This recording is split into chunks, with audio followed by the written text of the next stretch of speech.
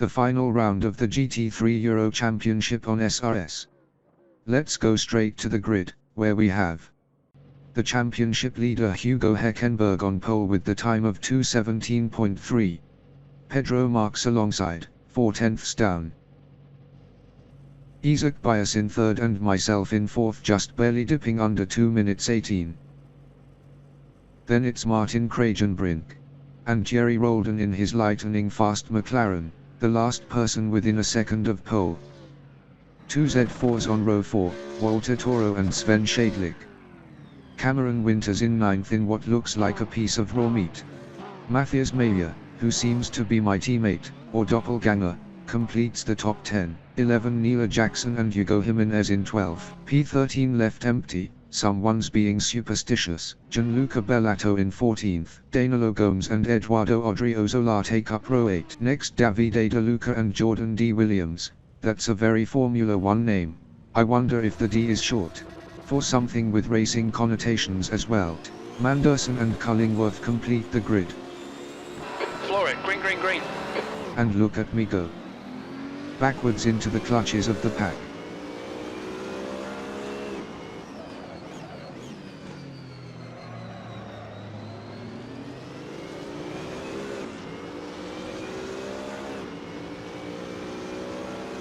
I was really lucky to lose just one place there. On the plus side, now I have a clean run into and through a Rouge. Something that I'm sure Isaac here wishes he had. On your left. And yes, I'm using the racing line. I'm a noob. Left side. Hold your line. Clear left. Well done, Andrew. Good start. Can't argue with that. Now let's see what's happening behind. We have McLarens battling and Beamers bumping.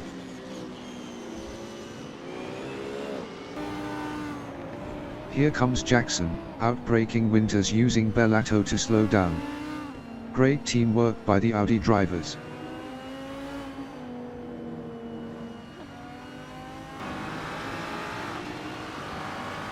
Right behind them Manderson is having a go at Gomez. A slight contact there as the Lambo driver tries to squeeze the Glick in-house. But it's a good pass in the end. Now Jackson is having an off-road moment, which will cost him several places. And Winters runs wide, allowing Manderson to slip by with ease.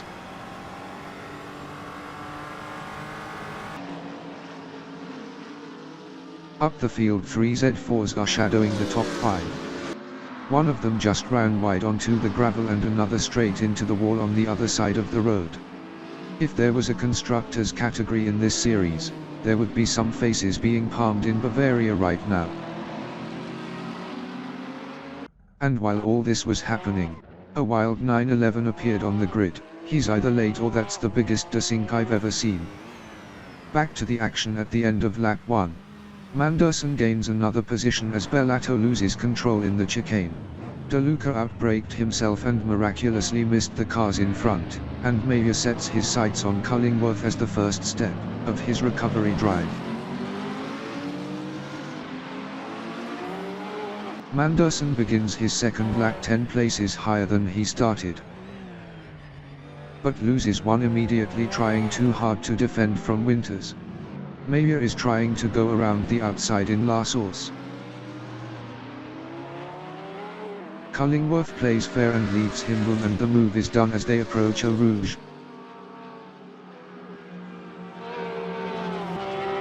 Winters had a bad run through Ruddy Lion and is about to lose the position he gained only a few seconds ago.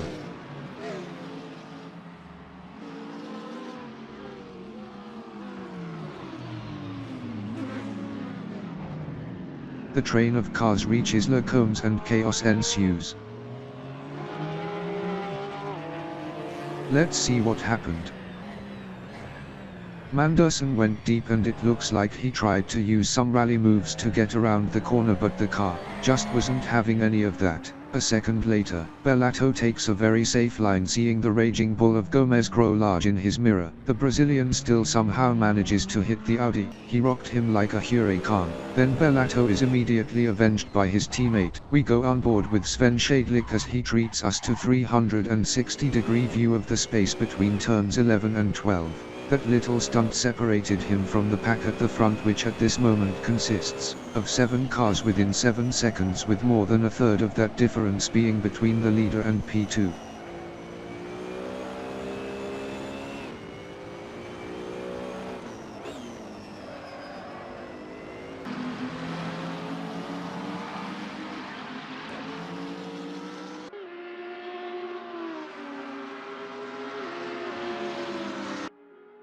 Heckenberg seems to be running away with it, but the second-placed Marx can't shake off the pursuit.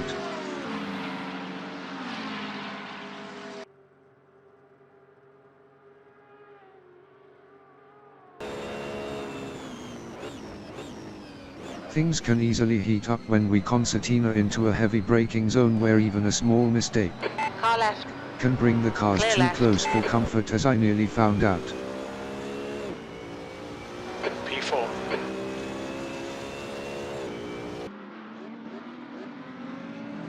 With the situation looking stable for the moment, let's have a look at some replays of the start.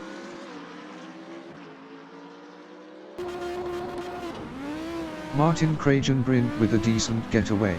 No itchy fingers on the upshift and leaves me for dust with ease.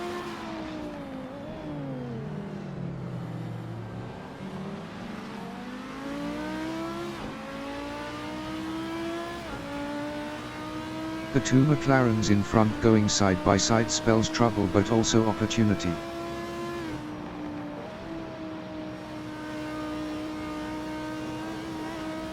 And sure enough, there's a wiggle from bias, and that's as easy a pass as they get.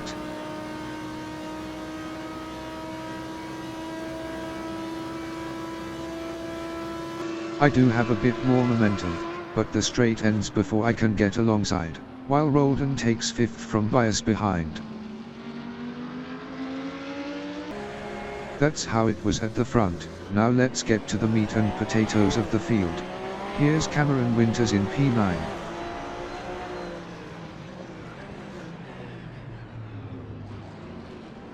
Everybody being very sensible into T1.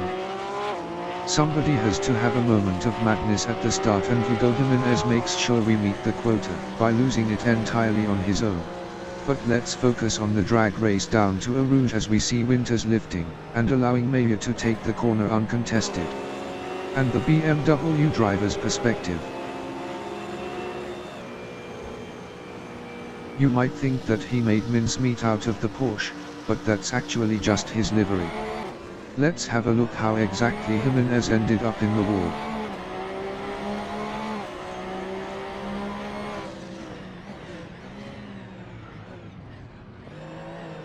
He has a good start, but gets squeezed off the track and loses traction on the AstroTurf. Bad luck. Back of the grid now with Davide De Luca, who got caught snoozing. And it required some quick reflexes from Manderson behind to avoid the lethargic McLaren.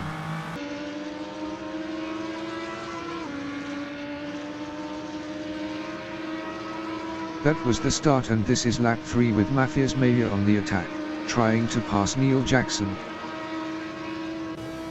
who in turn is closing in on Adam Manderson, who is currently in 10th.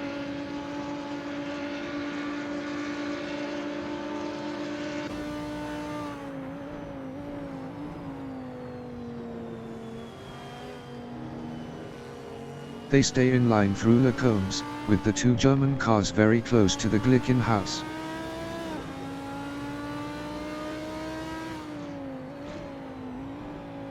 And as he goes very deep into Brussels, they sprout in front in the glick of an eye. Roldan also finds it hard to stay on the track and invites his compatriot to have a go as they approach campus. Two Canadians in McLarens going side by side. There's a tiny contact with huge consequences. And probably a brown stain in that BMW's driver seat. There's an incident in campus. Cold tyres all round.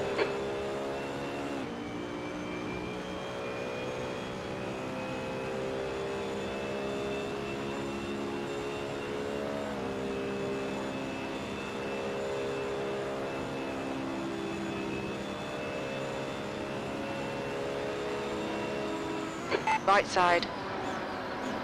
Clear right.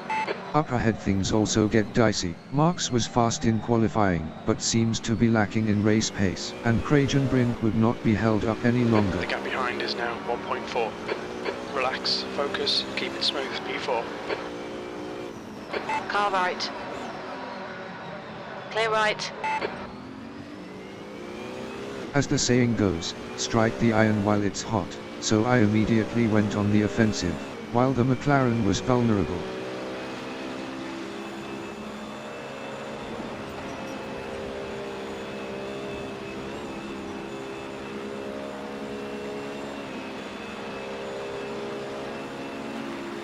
Left side. Hold your line. Hold your line. Clear left. The gap in front is now 0.7. Come on, Andrew. Good stuff. Keep it coming. So I'm still behind Brink, but now in third. Mere seconds later, my teammate is trying to go in my footsteps in his battle with Jackson for 9th.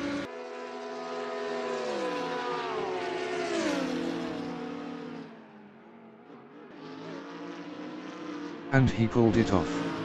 If we actually were a part of a team, they'd be pretty pumped right now. And having a heart attack just seconds later, as Maya nearly lost it on the exit.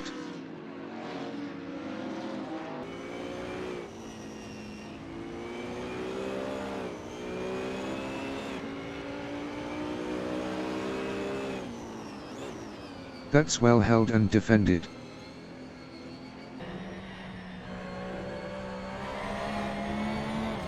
Danilo Gomez has similar issues out of turn 11.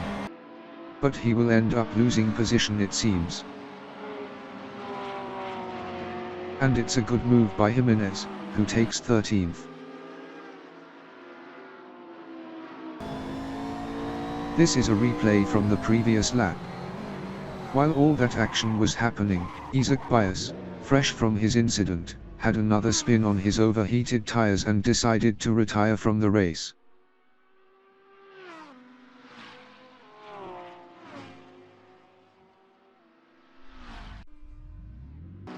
At the same time, 2 corners down the road, this happened.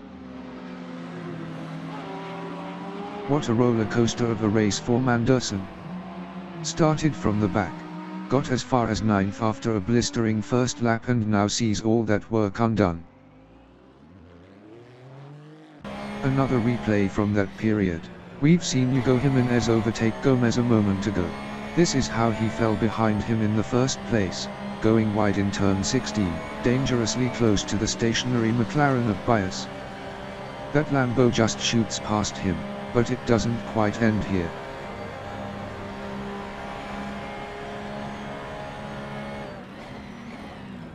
That was clumsy.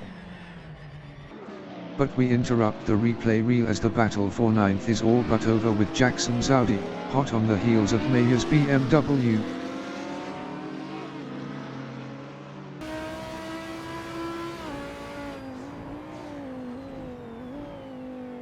And he got so hot looking at those heels, he almost violated his rear. Now Maya is on the back foot, which is difficult in heels. He'd be much faster and more stable if he were using trainers. He falls behind and will have to try and repeat what he did the previous lap.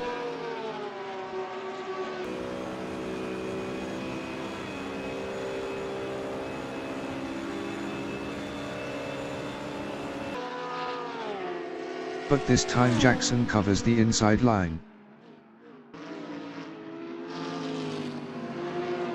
And he holds the position as they go side by side through the cones. Let's have a closer look at what may prove to be the crucial point in the battle for podium positions.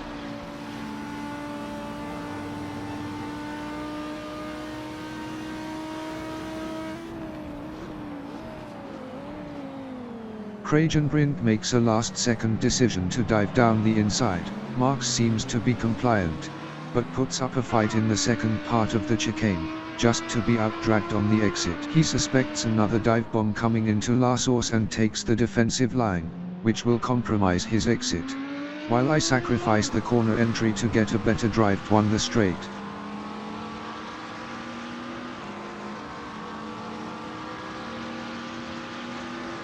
That proves super effective, and I even have to lift on the approach to Eau Rouge to control the gap.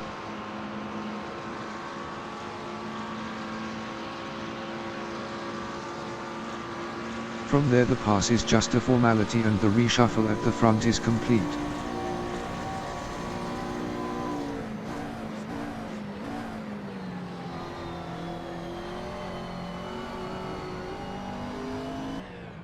Back to the current events, and there's more problems for Shadlick, who slows down to take a corner cut penalty, which puts him under threat from Winters.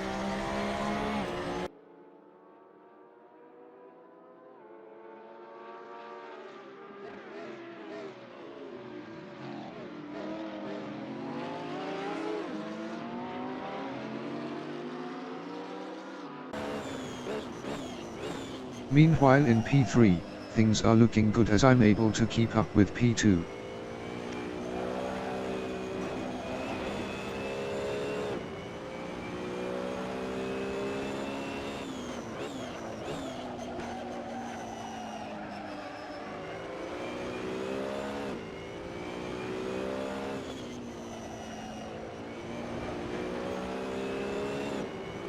Trouble for Gomez.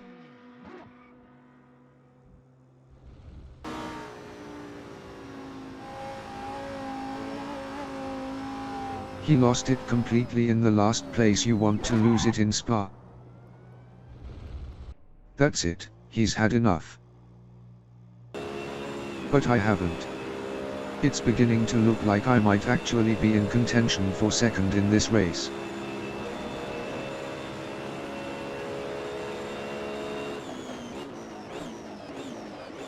On your right, clear right.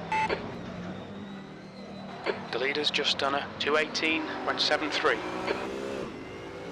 Jackson is also hungry for more.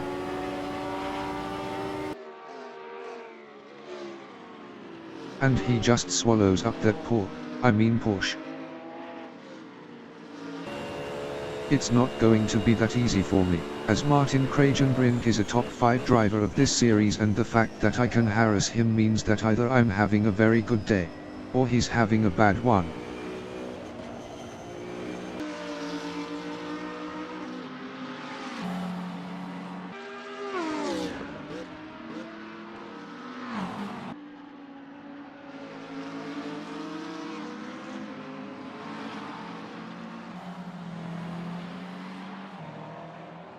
Here's Raoul Torre. He was late to the race, now he's late on the brakes.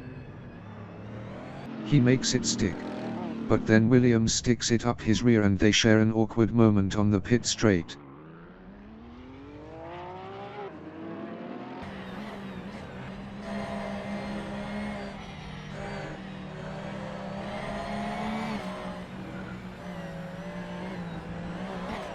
Up ahead, Jimenez is unfortunately continuing to have a difficult day.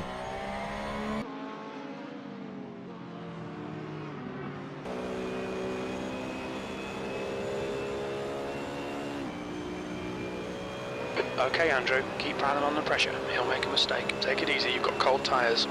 That is what I'm counting on, the mistake, not the cold tyres, although drivers of this quality don't tend to make too many mistakes.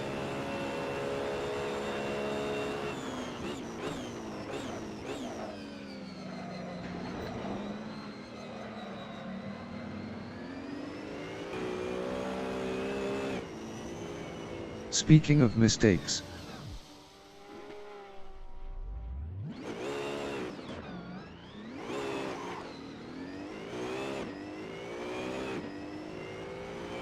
The campus corner has seen quite a few incidents today. And it notches up another. Manderson in the gravel. Just seconds after the Beamer.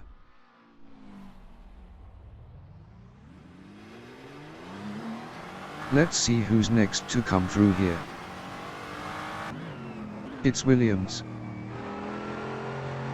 He has a wobble. He goes wide. And he retires. This place may be cursed.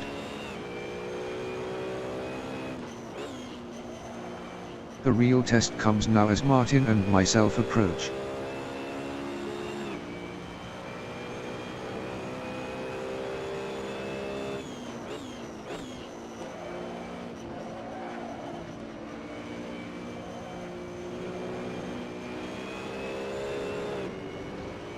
No, it's fine.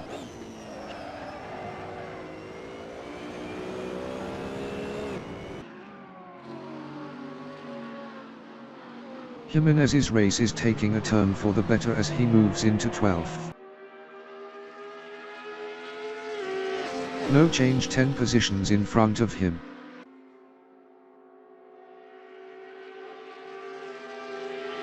While Heckenberg is now 7 seconds clear as we reach third distance.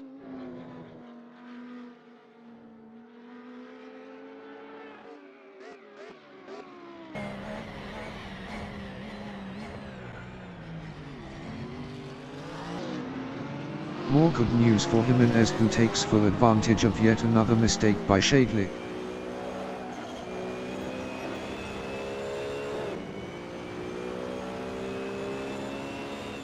The gap remains narrow between Kragenbrink and myself. He manages to keep me at an uncomfortable distance.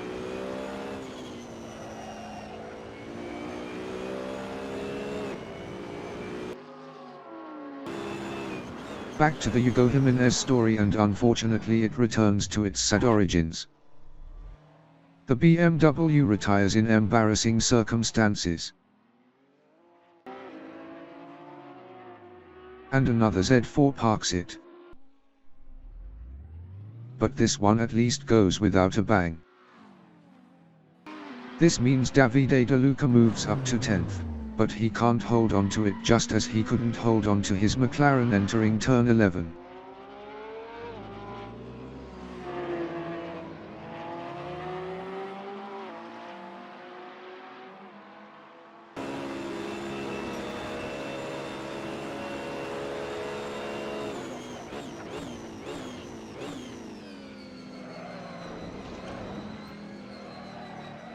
I'm getting close, but keep messing up the exit from the chicane.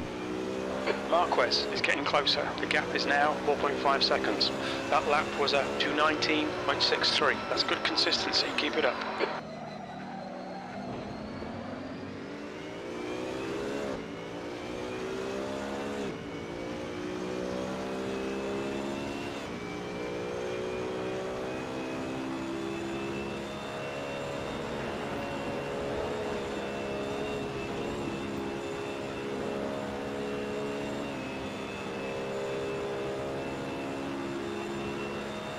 And on the Kemmel straight I just don't have enough closing speed, even with a toe.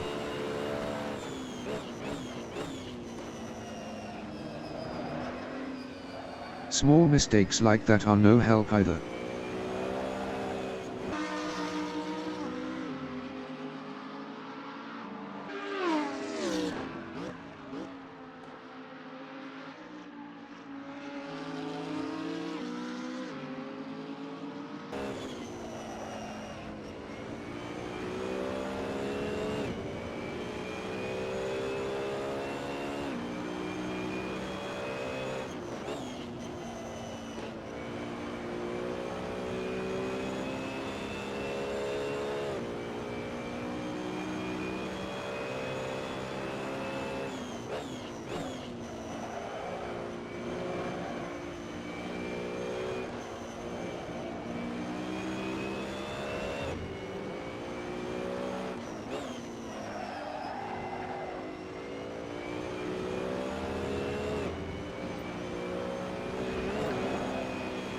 That lap's not going to count. A track cut has been detected. The stewards have warned us about track limits. Keep it between the lines. Come on, just send it. They're pretty slow into Lacoon. Easy Jim, there's still over 35 minutes left in the race, no need to get impatient.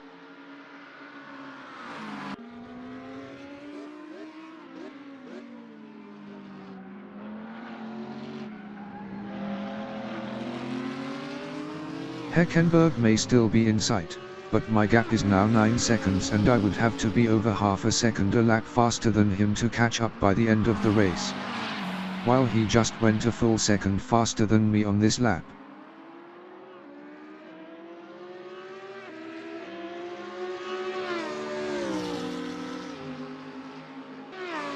My race is all about P2 now, and with a good gap behind I can bide my time. The only other remaining BMW is having a solitary race in P6. Correction, was having. Toro retires and that leaves me as the last of the Bavarians.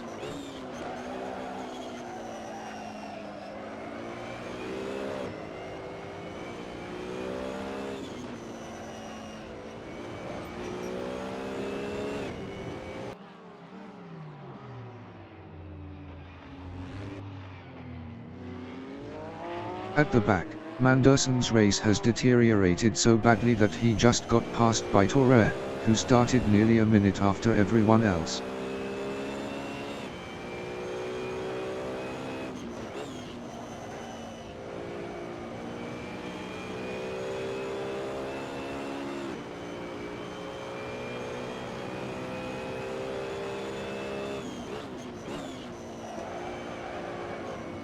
We're approaching the halfway point and the tires are starting to feel a bit worn.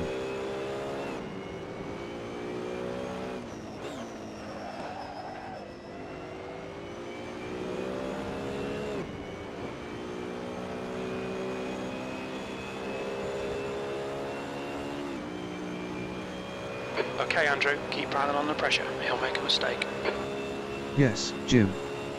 You keep saying that, but so far he didn't give a single reason to be so confident about it.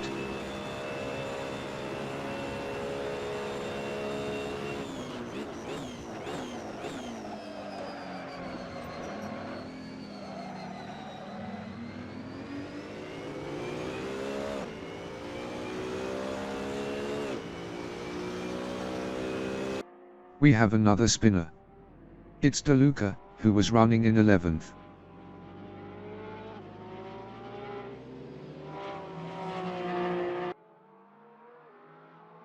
Let's see how that happened. He just lost it on the curb. And now Toro is all over him.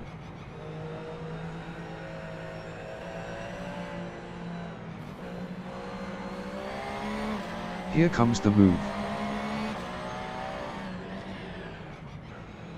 He leaves him space, and what was that?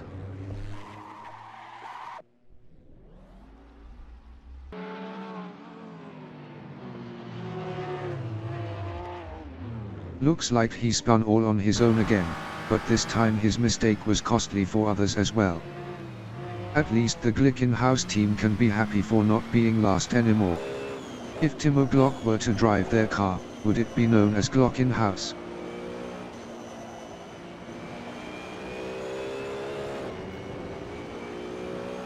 It's lap 13 and I expect most people to pit, while I stay out for one more.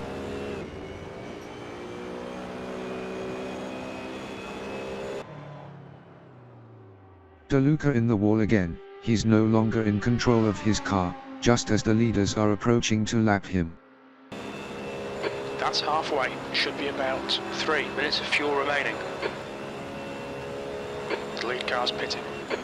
Yellow flag, caution. And he's off again. There's an incident in the chicane. Car right, clear right. This is getting embarrassing for the Italian.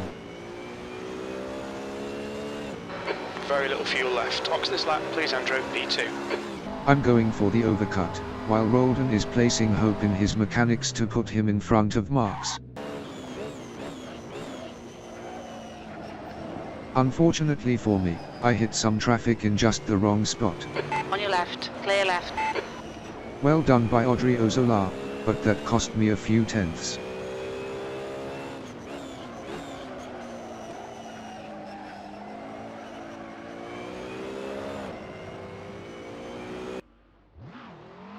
The pit stops are done and Raiden does indeed get out in front. Good work by his pit crew.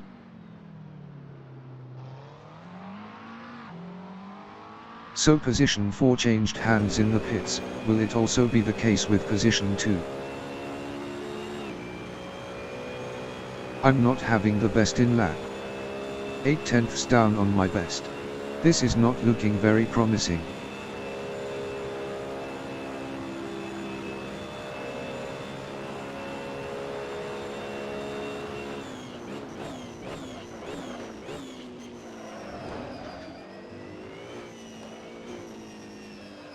Watch your speed. We should come out into position 3, right behind P3. Almost hit the wall on pit entry. This could be my best shot at moving up the order.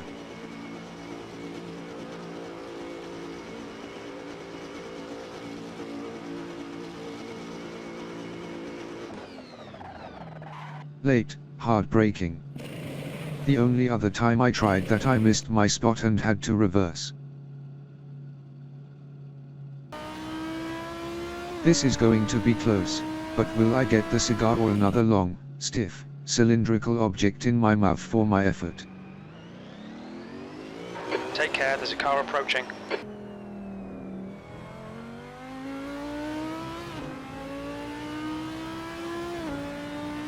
P2 baby, yeah. Now I just have to hold it down the straight and then drive flawlessly for the remaining 25 plus minutes. Check the mirror, check the timing. Is he getting closer? Mirror, timing. Mirror, tires. Braking zone, I'm safe. The guy behind's reeling you in. The gap's now 0.8.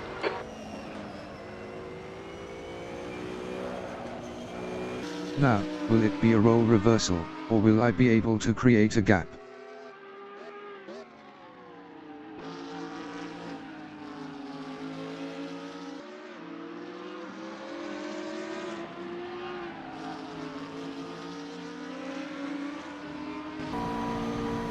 The battle for fourth continues despite the change in order.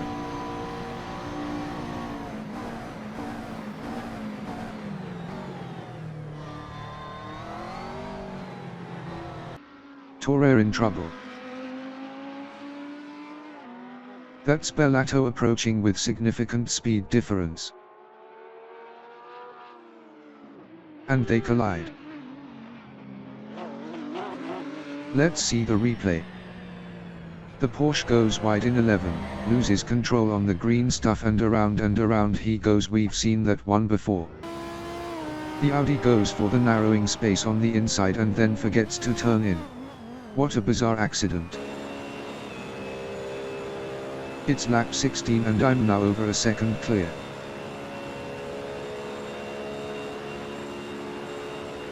The Glickenhaus spins again right in front of us and tries to conceal himself in a cloud of dust he stirred up to spare himself the embarrassment.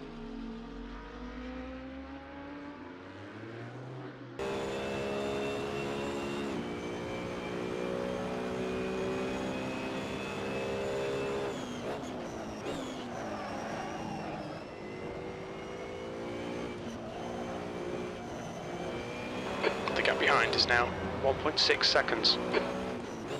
The gap building is going quite well at this stage. It's slow, but steady.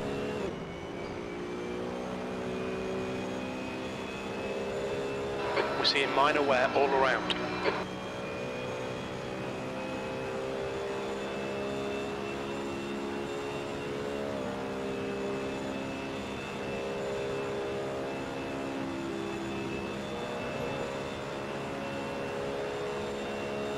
That's 20 minutes to go, 20 minutes.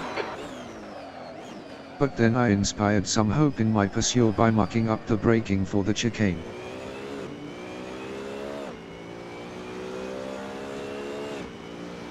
P2.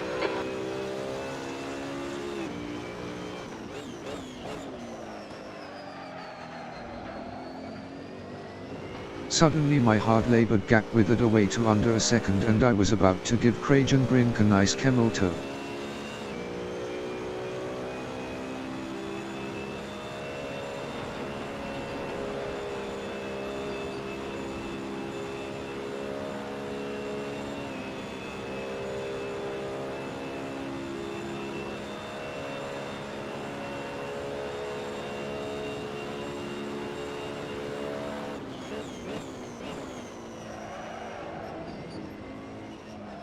The reality proved much less dramatic. But there is drama for Eduardo Odriozola, who's parking the car outside Pauhun looks to be his last contribution to this race. With things having settled a bit, let's enjoy a full lap of this wonderful circuit.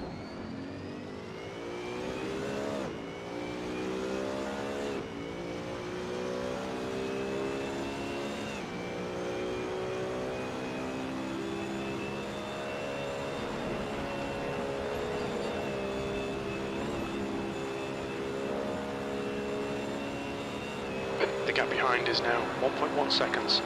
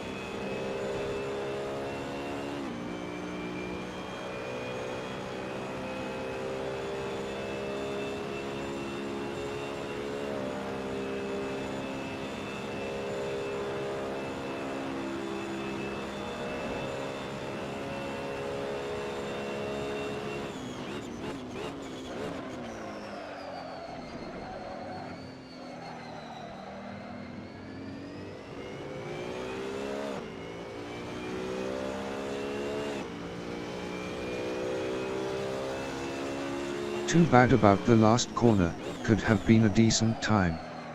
Alright Andrew, 15 minutes left, that's 15 minutes. Keep doing what you're doing, this is spot on.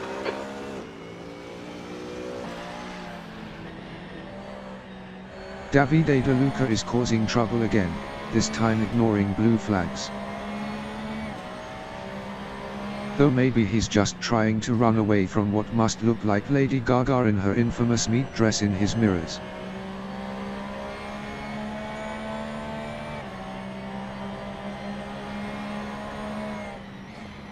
Or he's keeping him close to grill that meat with his exhausts. It is a nice day for a barbecue.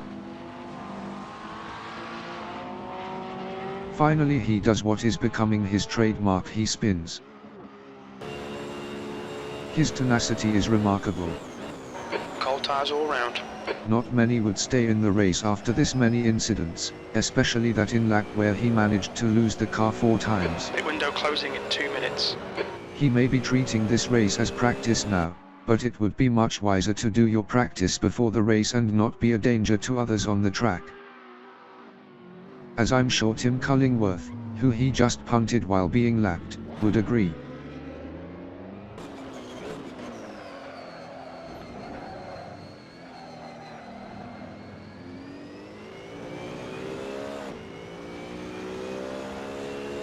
Okay Andrew, we're matching race pace. Lap times are pretty consistent. 8 more minutes on the clock and I'm now fairly safe.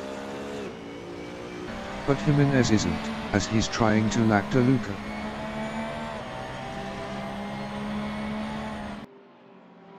He had to force it.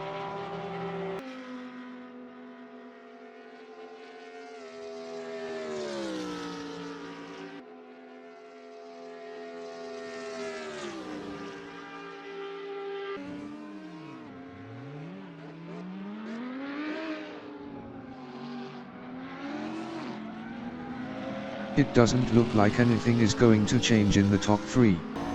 But there's still a close contest over 4th.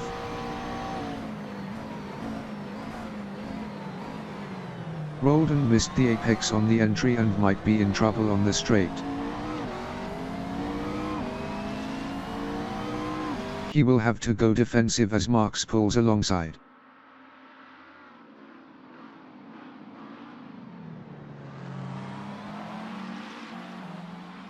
He can't drive around the fellow McLaren but has positioned himself perfectly to pass once they climb up the hill.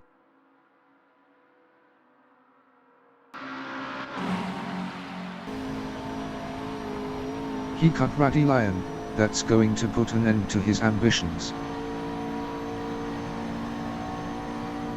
Yes, he's taking the slowdown penalty now, it's over. And just a few seconds ago we had another display of how not to behave under blue flags from De Luca. First he almost gave me a heart attack by slowly closing the space I was using to get by him, then he just got in the way of Kragenbrink on corner entry. I'm now approaching his countryman. Right side, clear right. And that's how you do it. Well done, Senior Bellato. The gap behind is now 3.2.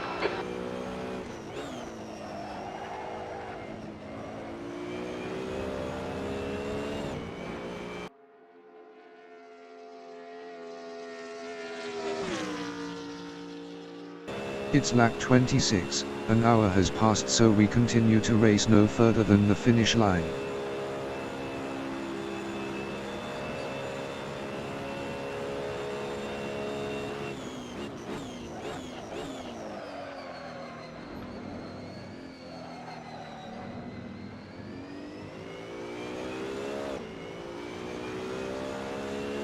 Podium finish, nice one. My crew chief can't contain his excitement with the result. I'm happy as well, it was a great race. A commanding drive by Hugo Heckenberg saw him convert pole position into a win. Myself and Martin Kragenbrink complete the podium. Then we have 2 McLarens, both with reasons not to be too happy with the result. Marx having dropped down the order from a front row start and Roldan amassing 12 penalty points for 4 incidents, which leaves him with 8 points whole from this race. 3 British drivers open the second half of the top 10, Jackson, Winters and Cullingworth respectively, all in a race of their own in the latter part of this event. The unlucky Hugo Jimenez in 9th, the final driver on the lead lap, and Gianluca Bellotto completes the top 10. The remaining finishers are Torre, Manderson and De Luca with a whopping 11 incidents and 2 laps down. There were 7 retirements and 3 non-starters. I hope you enjoyed the race as much as I did. Thanks for watching.